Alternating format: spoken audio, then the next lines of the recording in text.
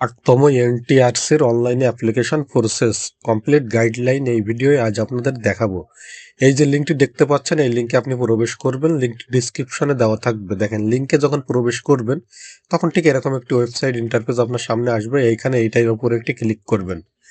এখানে যখন ক্লিক করবেন তখন কিন্তু আপনার সামনে ঠিক এরকম একটি ইন্টারফেস চলে আসবেন। দেখতে পাচ্ছেন এমপিওভুক্ত শিক্ষা প্রতিষ্ঠানের প্রধান ও সহকারী প্রধান পদে নিয়োগ 2026। এখানে নিচেই যদি যান, দেখেন আবেদন ফর্ম। এখানে আবেদন ফর্মে ক্লিক করলে ইন্ডেক্স নম্বর এবং নামের লাস্টের 3 সংখ্যা, তো এটা যদি আপনি না জানেন এটা বের করে নিতে পারেন। এই লিঙ্কটাও ডিসক্রিপশনে দেওয়া থাকবে বা স্ক্রিনেও দেখতে পাচ্ছেন। এই লিঙ্কে ক্লিক করে কিন্তু খুব সহজেই আপনি আপনার ইন্ডেক্স নম্বরটি জেনে নিতে পারেন।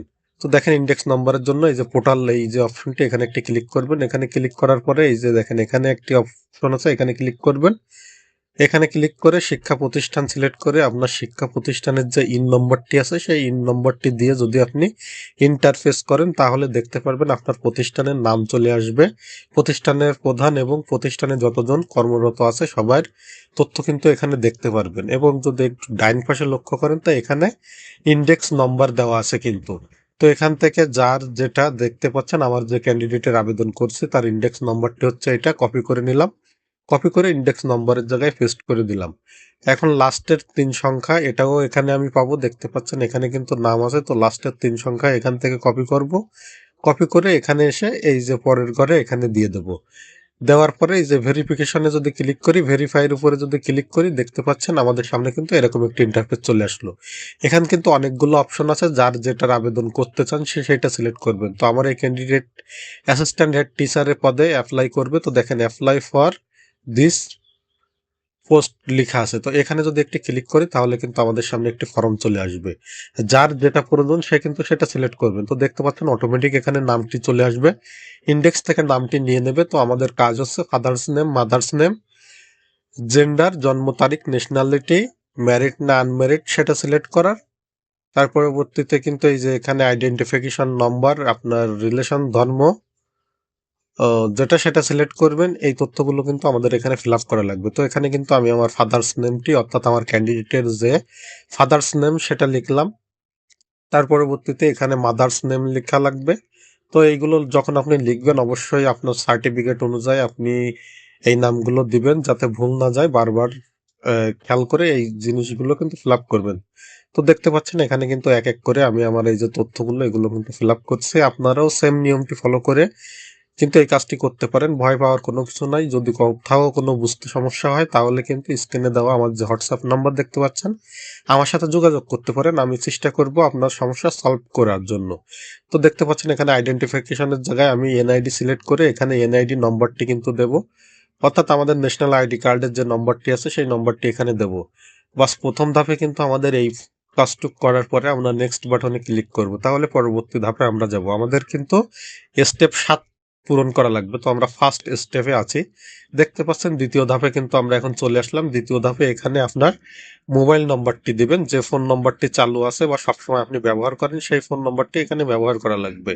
তো এখানে আপনার মেল অ্যাড্রেসটি ব্যবহার করবেন। আপনি আর যে পার্সোনাল যে মেল অ্যাড্রেসটি আছে যদি থাকে তাহলে দিবেন, না থাকলে কোনো সমস্যা নাই। কিন্তু দেখবেন মোবাইল নম্বরের ওখানে একটি লাল টিক মার্ক দেওয়া আছে স্টারের মতো, অর্থাৎ লাল টিক মার্ক দেওয়া যে অপশনগুলো আছে সেগুলো বাধ্যতামূলক ফিল আপ করা লাগবে। মেইলির এখানে এটা বাধ্যতামূলক না, যদি আপনার থাকে দিবেন, না থাকলেও কোনো সমস্যা নাই। তো এখানে পার্মানেন্ট অ্যাড্রেস, প্রেজেন্ট অ্যাড্রেস, এখানে আমাদের অ্যাড্রেসগুলো দেওয়া লাগবে। তো অ্যাড্রেসের ক্ষেত্রে দেখেন শুধু ভিলেজ আর পোস্ট অফিস এই দুটো ব্যবহার করবেন, আর কোনো কিছু ব্যবহার করার প্রয়োজন নাই। VILL দিয়ে কমা দিয়ে কিন্তু এখানে এই যে ভিলেজ এবং পোস্ট অফিস এটা আমি ব্যবহার করতেছি। আপনারাও কিন্তু এটাই ব্যবহার করবেন। যারা শহরে থাকেন তারা কিন্তু আইডি কার্ডের পিছনে যেভাবে অ্যাড্রেসটি লেখা আছে ঠিক সেইভাবে অ্যাড্রেসটা দিবেন, শুধুমাত্র পোস্ট অফিস পর্যন্ত। তারপরে দেখেন এখানে ডিস্ট্রিক্ট, থানা এবং পোস্টাল কোড এইগুলা দিলাম। দেওয়ার পরে আবার একইভাবে কিন্তু এই যে আমাদের এখানে পার্মানেন্ট অ্যাড্রেসটি আছে সেটাও ফিল আপ করা লাগবে। তো আবার পার্মানেন্ট অ্যাড্রেসটি এখানে আমরা ভিলেজ, পোস্ট অফিস, ডিস্ট্রিক্ট, থানা এবং পোস্টাল কোড দিলাম। কোড দেওয়ার পরে কিন্তু আমাদের কাজ শেষ। এখন আমরা নেক্সট বাটনে ক্লিক করব। নেক্সট বাটনে যদি ক্লিক করি তাহলে আমরা পরের ধাপে প্রবেশ করব। দেখতে পাচ্ছেন আমরা কিন্তু এখন স্টেপ 3 প্রবেশ করলাম। তো এখানে কিন্তু এই যে এখানে এটা সিলেক্ট করবেন, এটা সিলেক্ট করে আবার নেক্সট বাটনে ক্লিক করবেন।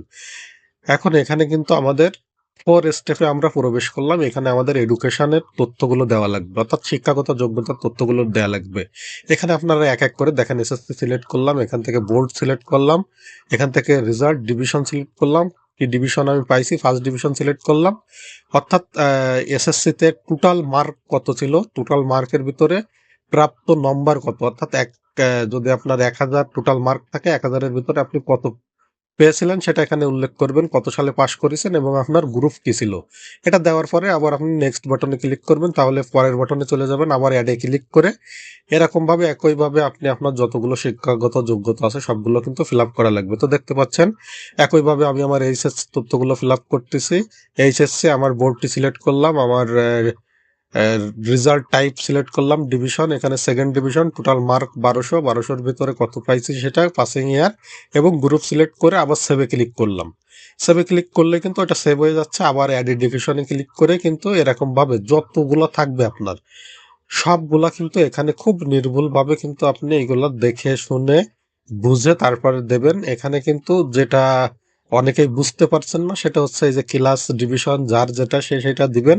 দেখেন এখানে কিন্তু আমার এই যে বিএ অনার্সের এখানে কিন্তু আমার ক্লাস, তো এখানে আমি কি সেকেন্ড ক্লাস এই যে প্রার্থীর আবেদন করতেছি, তো সেকেন্ড ক্লাসের টোটাল মার্ক কত ছিল, টোটালের ভিতরে সে কত পাইছে, কত সালে পাশ করেছে, কয় বছর মেয়াদের এটা কোর্স ছিল সেটা, এবং এখানে এই যে মেজরিটি সাবজেক্ট, অর্থাৎ কি সাবজেক্টে আপনি অনার্সটি কমপ্লিট করেছেন সেই সাবজেক্টের নামটি কিন্তু এখানে লিখতে হবে।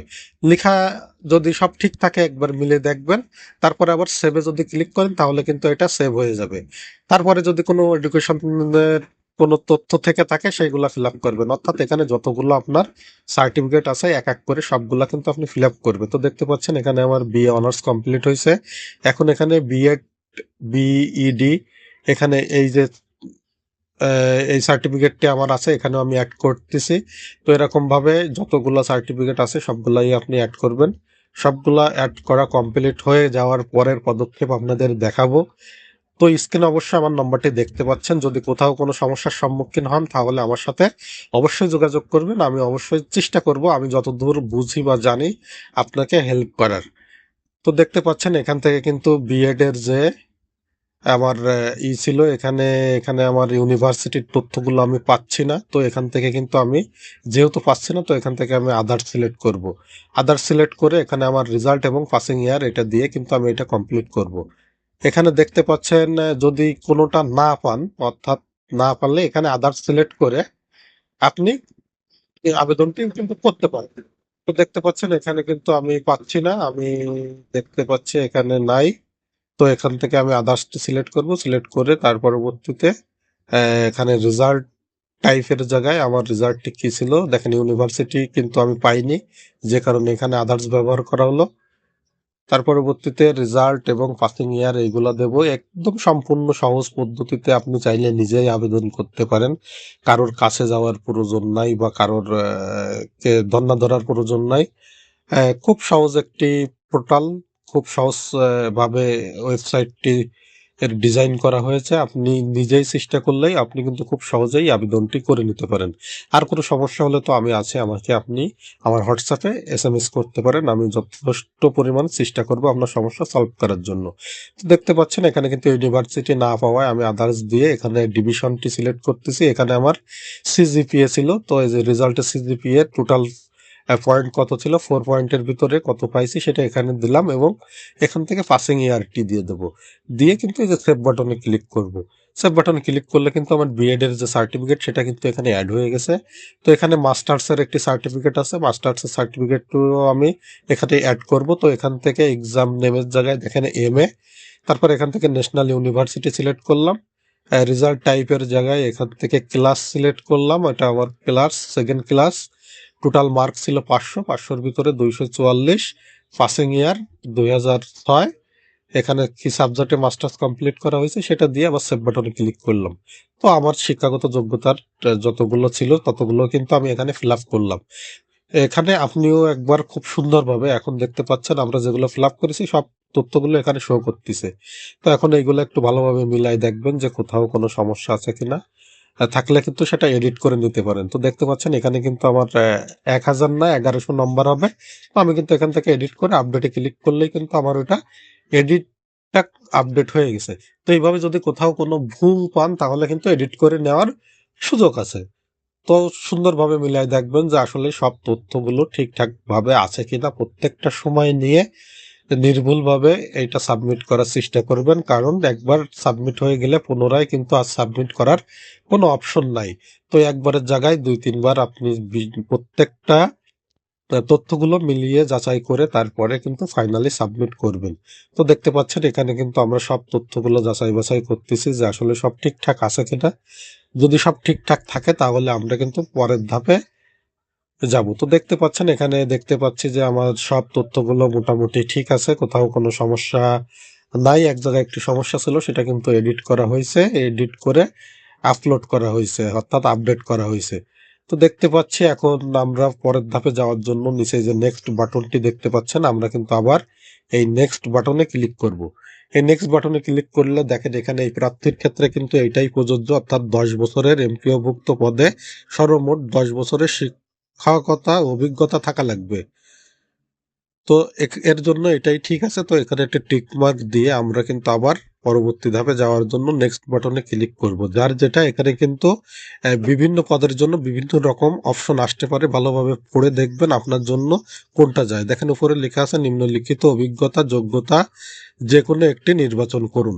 অর্থাৎ যার জন্য আপনার জন্য যেটা যায় সেটা আপনি ভালোভাবে পড়ে যাচাই বাছাই করে যদি সব ঠিক থাকে নেক্সট বাটনে একটি ক্লিক করবেন। করলে পরবর্তী ধাপে কিন্তু আমরা শেষ ধাপের কাছাকাছি চলে আসি। ছবির পরে একটি ক্লিক করবেন, করে ছবিটি আপলোড করা লাগবে। ছবিটির সাইজ কিন্তু এই যে 300x300 পিক্সেল হওয়া লাগবে এবং সিগনেচারের সাইজটি 300x80 পিক্সেল হওয়া লাগবে। তো সিগনেচারের উপরে যদি একটি ক্লিক করি তাহলে আমাদের সামনে এরকম ভাবে একটি ওপেন হবে ফাইল। এখান থেকে যেখানে আপনার ছবি এবং সিগনেচার রাখা আছে সেইগুলো দিয়ে নিচে এই যে টিক মার্কে একটি ক্লিক করলে কিন্তু এই যে নেক্সট বাটনে যদি ক্লিক করি তাহলে কিন্তু আমাদের পরবর্তী ধাপ, অর্থাৎ কিন্তু আমরা এই স্টেপ 8 আছে একদম সর্বশেষ ধাপ।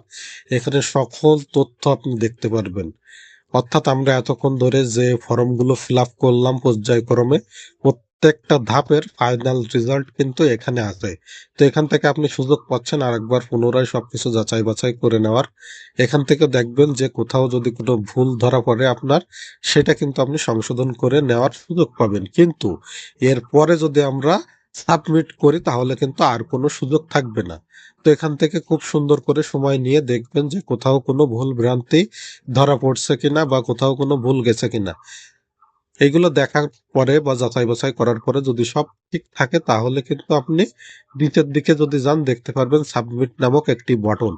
এই সাবমিটে ক্লিক করার পরেই কিন্তু আমাদের যে আবেদনটি সেটা কিন্তু কমপ্লিট হবে এবং সাবমিট হয়ে যাবে। তো আমরা এখানে একটি ইউজার আইডি পাবো, সেটাও পর্যায়ক্রমে আপনাদের দেখাবো এবং বোঝানোর চেষ্টা করব। তো দেখতে পাচ্ছেন এখানে কিন্তু আমরা সবকিছু যাচাই বাছাই করার পরে ঠিক আছে সাবমিটে ক্লিক করার পরে দেখেন আমাদের এটা কিন্তু সাবমিট হয়ে গেছে। ডাউনলোড অ্যাপ্লিকেশন কপি লেখা আছে, এখানে আমাদের একটি ইউজার আইডি দেওয়া হয়েছে। তো ইউজার আইডি দিয়ে কিন্তু এখন আমাদের পেমেন্ট করা লাগবে। দেখতে পাচ্ছেন এখানে কিন্তু আনপেইড লেখা আছে। তো আনপেইডটারে আমরা কিভাবে পেইড করব চলেন সেটা দেখে আসি। এটার জন্য কিন্তু আমাদের যে কোনো একটি টেলিটক সিমের প্রয়োজন হবে পেমেন্ট করার জন্য। তো আমরা এখন দেখাবো কিভাবে আপনি এটা পেমেন্ট করবেন। নিয়মটি অবশ্যই দেওয়া আছে, দেখতে পাচ্ছেন 1622 নম্বরে এসএমএস করা লাগবে এনটিআর সিএইচ লিখে আপনার যে ইউজার আইডি সেটা লিখে আপনি পাঠিয়ে দিলে আপনার কিন্তু এরকম একটি এসএমএস আসবে। আপনার ব্যালেন্সের 350 টাকার বেশি থাকা লাগবে এবং আপনাকে কনফার্ম করার জন্য আপনার নামটিও কিন্তু উপরে দেখাচ্ছে এবং কনফার্মের জন্য একটি পিন নম্বর দেওয়া হয়েছে।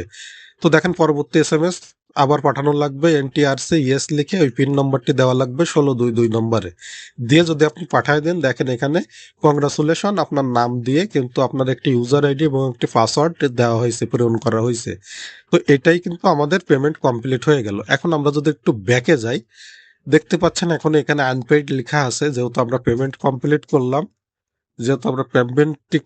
করলাম তো দেখতে পাচ্ছেন আমরা যদি একটু ব্যাগে যাই, ব্যাগে যেয়ে যদি আমরা আবার এই যে সাবমিট যে বাটনটি আছে এখানে যদি ক্লিক করি দেখতে পাচ্ছেন আমাদের সামনে এখন কিন্তু পেইড লেখা আছে, অর্থাৎ আমাদের টাকাটি কিন্তু পরিশোধ হয়ে গেছে, আমাদের কিন্তু কাজ কমপ্লিট। এখন ডাউনলোডে যদি ক্লিক করি তাহলে কিন্তু আমাদের এই যে কপিটি এটি কিন্তু আমরা ডাউনলোড করে কালার প্রিন্ট করে আমাদের কাছে সংরক্ষণ করে রাখা লাগবে। আচ্ছা, এখান থেকে যদি পেমেন্ট নাও করেন তাও কিন্তু কোনো সমস্যা নাই। আগের যে কপিটি ওটি ডাউনলোড করার পরে ওখানে নিচেই পেমেন্ট করার অপশনগুলো থাকবে, চাইলে পরে 72 ঘন্টার ভিতরে কিন্তু আপনি পেমেন্টটি কমপ্লিট করতে পারেন। সেটার জন্য আমাদের ওই ইউজার আইডিটি প্রয়োজন হবে এবং পরবর্তীতে এই পেইড কপিটি ডাউনলোড করার জন্য আমাদের ইউজার আইডি এবং আমাদের পাসওয়ার্ড, অর্থাৎ এসএমএস এ আসা যে পাসওয়ার্ডটি দেখতে পাচ্ছেন সেই পাসওয়ার্ড দ্বারা কিন্তু আমাদের এই পেইড কপিটি আমরা পরে চাইলে ডাউনলোড করে নিতে পারি। তো এখানে ঘাবড়ানোর কোনো কিছু নাই বা সাথে সাথে পেমেন্ট করা লাগবে এরকমও কোনো কিছু নাই। আবেদনটা কমপ্লিট হলে হচ্ছে। তো দেখতে পাচ্ছেন পেইড কপিটি আমরা পেয়ে গেলাম। তো এখন এইটা কালার প্রিন্ট করে আপনি আপনার কাছে রেখে দেবেন, এটার কিন্তু প্রয়োজন হবে। এটাই ছিল আবেদনের করার সর্বশেষ এবং সম্পূর্ণ কমপ্লিট প্রসেস। ভিডিওটি ভালো লাগলে অবশ্যই একটি লাইক করবেন এবং শেয়ার করে অন্যকে দেখার সুযোগ করে দেবেন। তাহলে অনেকেই ভিডিওটি দেখে কিন্তু উপকৃত হবে। আল্লাহ হাফেজ। পরবর্তীতে আবার কোনো ভিডিও আপনাদের সাথে দেখা হবে। ততক্ষণ সুস্থ থাকুন, ভালো থাকুন। আল্লাহ হাফেজ।